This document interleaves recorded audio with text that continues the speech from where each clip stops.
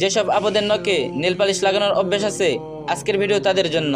এক বোন আমাকে ইনবক্সে পাঠিয়েছেন, আমি কিছুদিন আগে আমার বড় খালার বাসায় বেড়াতে গিয়েছিলাম। খালার ধর্মীয় জীবন বরাবর আমাকে ভাবিয়ে তোলে।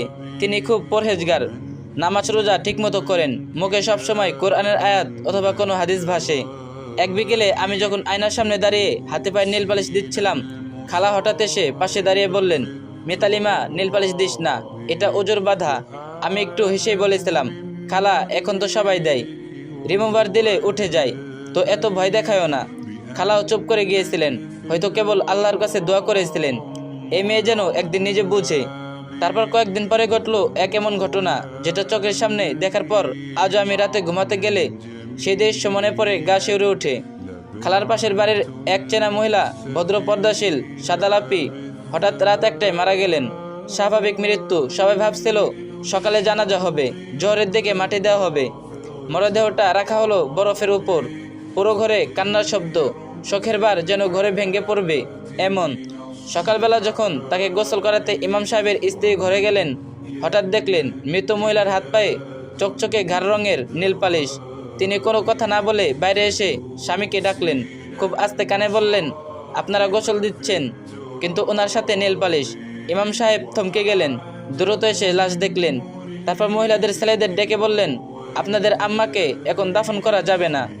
প্রতিটি নখে নীল পালিশ, উজু হয়নি, গোসলও হয়নি, ততক্ষণ পর্যন্ত নীল পালিশ না উঠবে জানাজাও হবে না, দাফনও না।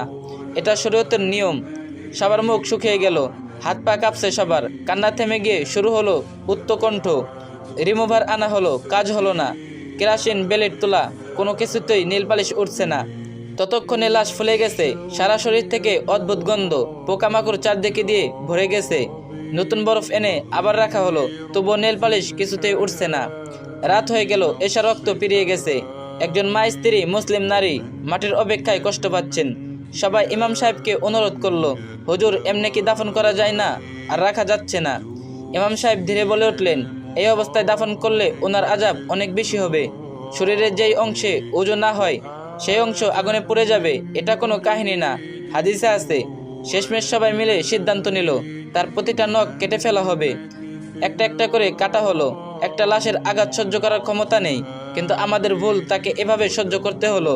ফজরের পরে তাকে দাফন করা হলো, একটা মৃতদেহ যার ওজু সম্পূর্ণ হলো না, নখ হারিয়ে। এই ঘটনা আমার চোখে দেখেছি, আজও যেন সেই লাশটার ব্যথা আমার বুকের মধ্যে ঢুকে আছে।